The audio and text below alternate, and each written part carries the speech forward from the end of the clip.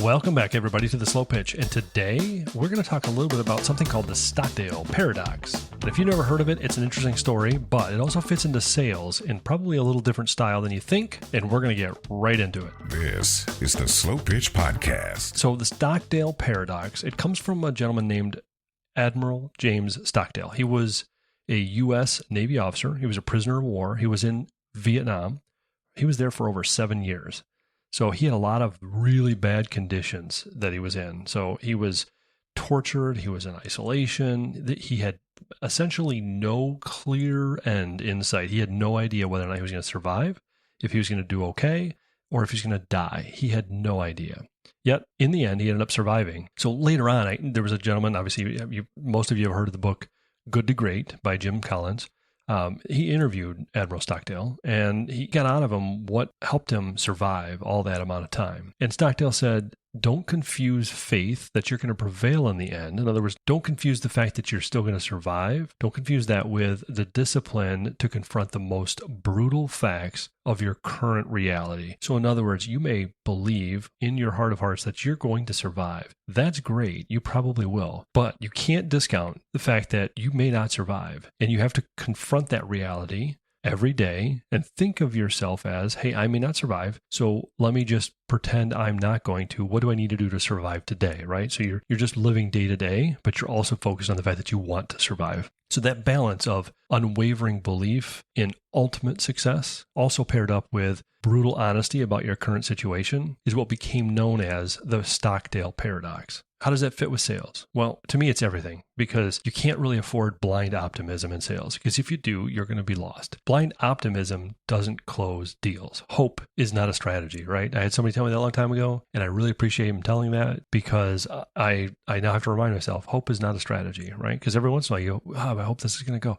It's not a strategy. You have to really work at it, make it happen, do all the things you need to do to make it happen. The Stockdale Paradox kind of tells us that the most resilient people are those that hold onto long-term beliefs in success while also at the same time confronting the brutal truth. That's not just good for survival. That's essential for consistent, good, high-level selling.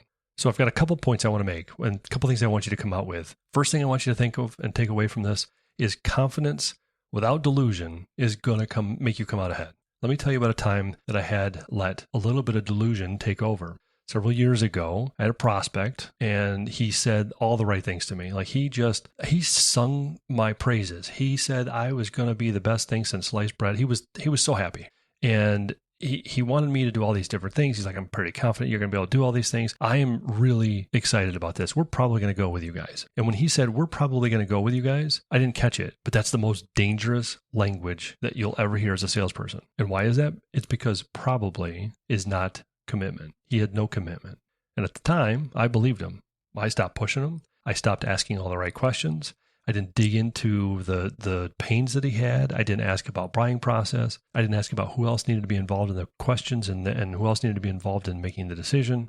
I was so confident the deal was going to come through that I was already celebrating in my head, right? Well, guess what? Weeks went by and I didn't hear anything from the guy. Instead of continuing to lie to myself and say, well, he's just busy, or he probably is still going to close, he's just not ready yet, or whatever the excuses I gave myself, I had to force myself to realize this is not going to happen. And so I called him and I said, hey, I got to know here. Are you, at the time you sounded really excited, but it's really not quiet. Something must have changed. What happened? Did I misunderstand what was going on? So he told me, it turns out I did misread the situation, and he was getting pressure from another vendor that was internal, and his boss was pushing for the cheaper option. I didn't ask the right questions, and I didn't know that. And because I confronted him head on, and not angrily, defensively, or anything like that, we just had a real good direct conversation. Because of that, I was able to requalify him as an opportunity, reframed some of the things that we were talking about in pain-related situations, and eventually we came back around and won the deal, which I know that sounds weird, but because we positioned the pain as part of the problem and that we were solving those pains, we were able to get him to understand, I didn't present this correctly to my boss. My boss didn't understand the whole situation and needed to understand that better. We were able to get some things done that maybe weren't normal, but it happened to turn out okay. But I literally was using hope as my strategy. It did not work.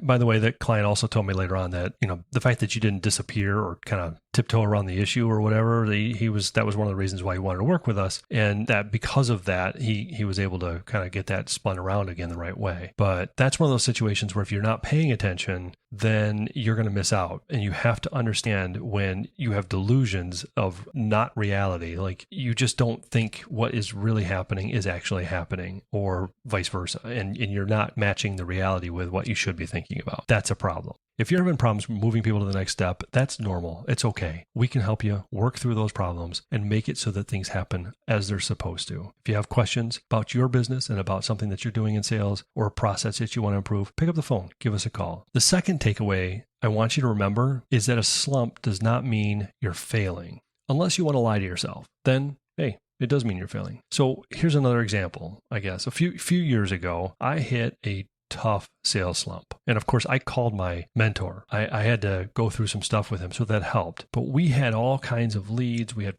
what our estimates, kind of had conversations that were almost there. We were trying to bring them across the finish line, but nothing seemed to be closing. And I kind of started telling myself that, boy, maybe it's the season that we're in. I don't know. I know people are on vacation. I know the budgets are tight. I started kind of making up excuses for people instead of looking kind of in the mirror and just saying, hey, you know what? You know what the common thread is here? It's me. I'm the problem here. I'm not digging into some of the problems that are going on and what they need. And I'm not looking at it from the client's perspective. I was looking at it from my perspective. So what did I do? I sat down. I pulled up my pipeline. I realized something really uncomfortable. The people that were in my pipeline, some of them shouldn't be there. And I thought those people, some of the bigger ones, I did not qualify well enough. And because I had gotten lazy. I was just filling the funnel with hopeful people instead of prospects that actually had pain. I was having some good conversations, but at the same time, they were the tough questions that I should be asking about why they wanted to buy or what their process was or how they made decisions. Any of those types, I didn't ask those questions. So what did I do? I went back, I reset them. I kind of started going back after the pain on each one of them, asked them some questions like, is this still reality? If not, why are we even talking? I shouldn't probably even be talking to you anymore, right? In this other pain, is that still an issue? Yes. How much of a pain is that? How much did that cost them every day for not doing anything? Those types of questions, right? So by going through those pain questions and getting the budget worked out that way and starting to slow down, things started to happen and moving forward. They started to understand that the things that they needed to get fixed were not getting fixed just by themselves, and they needed some help. And so we were able to go through those conversations. That slump wasn't bad luck, by the way. It was me. I had a bad process. I wasn't doing all the right things, and I stopped being honest with myself. So again, slump doesn't mean you're failing, but if you want to lie to yourself, it very well could mean. So keep that in mind. The third takeaway is if you have optimism without action is a trap. It's a problem. I once had somebody that I was working with. I was kind of mentoring him and working through all these things that he needed help with in sales. He had a ton of optimism in the world and generally in the world. And he was obviously new in sales, but he was really sharp. And every time I checked in with him, he'd say things like, I've got a few solid leads in the works. I know these people are going to close. I think this one's really good and it's going to happen. I can feel it. The problem was he wasn't taking any action to move them forward. He wasn't following up very well. He wasn't setting the next steps. He wasn't asking some of those pain questions that we just went through. He was just letting them hang out in that hope zone. They ain't going to close themselves. You have to work them through. Then they close themselves. And you're doing it strategically in such a way that they do close themselves. That's the key. So eventually with him, I asked him, what's the last real thing you did to move the deal forward on this particular conversation we were having? And he paused and he said, you know what? I'm just waiting to hear back from them. And I said to him, that's not a strategy. Hope is not a strategy. That's hopium.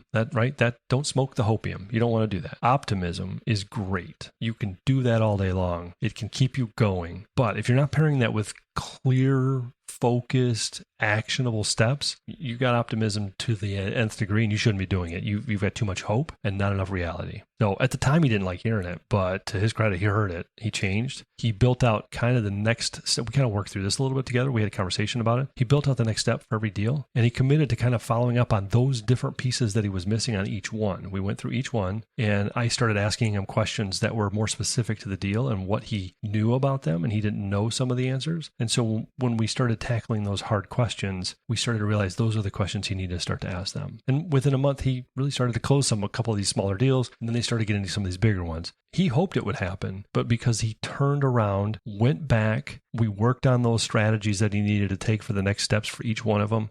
What were some of the questions they needed to ask? When he did all that stuff, he started to make it all happen. Things started to come together like they were supposed to. To wrap this all up together, let's do this. There's a couple things you got to remember. And the things I want you to take away. I don't want you to be overly optimistic. You don't want to get blindsided by a lost deal. You want to know that it's coming. You should always know that this project or this client is not going to close. I've had several conversations in the last 3 or 4 weeks that I say, I know this person is not going anywhere and I'm working to close them out and get rid of them. I know this one is going to close and I know this one is 70% there, but they're not there because I'm not asking these 3 questions yet. And we haven't gotten that far yet. You need to know where those things are. You have to believe you're going to win and confront what's the problem. It's not having that mindset that everything's all roses. It's roses plus reality, and that's putting that all stuff together, right? So the Stockdale Paradox, just coming back to that, isn't a mindset for just surviving, right? It's a blueprint, in a sense, for consistent success in sales. If you're going to be able to do this,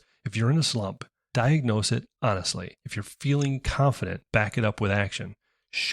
Prove it to yourself. You're confident this is going to close? Let's prove it. Let's pick up the phone. Let's call them. Hey, I'm just checking in. These are the pains you're still working through, right? Whatever those are. This is the problem. This is the problem. This is the problem. And I know we talked about we were going to be able to solve this in this time frame. We were going to be able to do this. I know your decisions with this. What was the next step here? I think we seem to be holding here. What's the next step right now? Help me understand. I don't remember where you said we were. There's nothing better than calling somebody back and going, I don't remember what our next step was. Even though you do, they'll tell you what their next step is. And if they say, oh, I don't have a next step, you know it's not going to go anywhere, right? If this episode helped you with a little bit of clarity on how to do some of these types of things, I want you to share it with somebody else in your circle who's getting kind of a problem here. You keep hitting problems, hitting walls, because let's be honest, everybody needs help at some point with just working through one of those issues, asking yourself brutally, what is going on? And to wrap it up tightly, confidence without delusion is going to be the best route. A slump does not mean that you're failing, and optimism without any action is a problem, and don't fall for it, right? Until next time, remember, slow down and close more. Thank you for listening to The Slow Pitch. Do you have a question about sales? Call or text your question at 608-708-SLOW. That's 608-708-7569. Or you can email them to questions@theslowpitch.com. Slow down and close more.